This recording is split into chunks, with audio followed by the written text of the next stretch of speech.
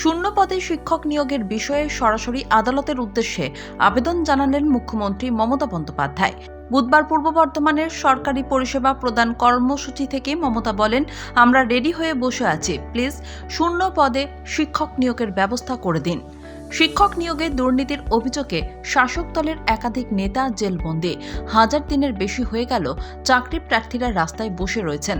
সেই পরিস্থিতিতে যখন প্রতিদিন বিরোধীরা রাজ্য সরকার তথা তৃণমূলের বিরুদ্ধে আক্রমণ শানাচ্ছে, তখন নিয়োগের বিষয়ে আদালতের উদ্দেশ্যে আবেদন জানালেন মমতা।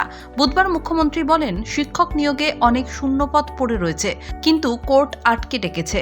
মমতা এমনও বার্তা দিয়েছেন যে কোনো অনিয়ম হয়ে থাকলে তার বিরুদ্ধে ব্যবস্থা হোক, আদালত সংশোধন করুক, তাতে তার কিছু বলার নেই, কিন্তু শূন্য পদে নিয়োগ যেন আটকে না থাকে। মুখ্যমন্ত্রীর কথায়, এই শূন্য পদে লোক নিয়োগ হলে লক্ষ লক্ষ চাকরি হবে, কিন্তু সরকারের হাত পা বাঁধা। কিছু লোক মামলা করে আটকে রেখেছে। এই প্রসঙ্গেই মমতা সিপিএম, কংগ্রেস, বিজেপিকে এক বন্ধনীতে ফেলে আক্রমণ শানিয়ে বলেছেন, কিছু লোক আছে যারা ভোটে জেতে না, কিন্তু কোর্টে চলে যায়। বিচার ব্যবস্থা বা কোনো বিচারপতির মন্তব্য নিয়ে তৃণমূলের অনেকেই যখন মাঝে মধ্যেই প্রকাশ্যে সমালোচনা করছেন, তখন ভিন্ন কথা বলছেন মমতা। তার কথায়, আমি কোনো বিচারপতি সম্পর্কে কিছু বলবো না, তবে কোনো রায়ের সমালোচনা করতেই পারি। আমি জানি কি করা যায় আর কি করা যায় না। অনেকের মতে লোকসভা ভোটের আগে চাকরি প্রার্থী ও তাদের পরিবারের উদ্দেশ্যেও বার্তা দিতে চেয়েছেন মমতা। তিনি বোঝাতে চেয়েছেন সরকার নিয়োগ দেওয়ার জন্য প্রস্তুত, কিন্তু মামলার জটিলতা তা আটকে রেখেছে।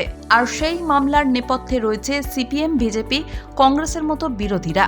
প্রাথমিক, উচ্চ প্রাথমিক, এসএসসির গ্রুপ সি, গ্রুপ ডি সহ নানা স্তরে শিক্ষক ও শিক্ষাকর্মী নিয়োগ ঝুলে রয়েছে অনেক দিন। একের পর এক মামলা, প্যানেল বাতিল হওয়া, কেন্দ্রীয় তদন্তকারী সংস্থার তদন্তে উঠে আসা বিষয়ে দেখা গিয়েছে আদালতের নতুন নির্দেশে গোটা প্রক্রিয়াটায় থমকে। অনেকের মতে মুখ্যমন্ত্রী সরকারের মনোভাব বোঝাতে চেয়েছেন, সঙ্গে এও বুঝিয়ে দিয়েছেন সরকারের ইচ্ছে থাকলেও উপায় নেই, অন্তরায় মামলার জট।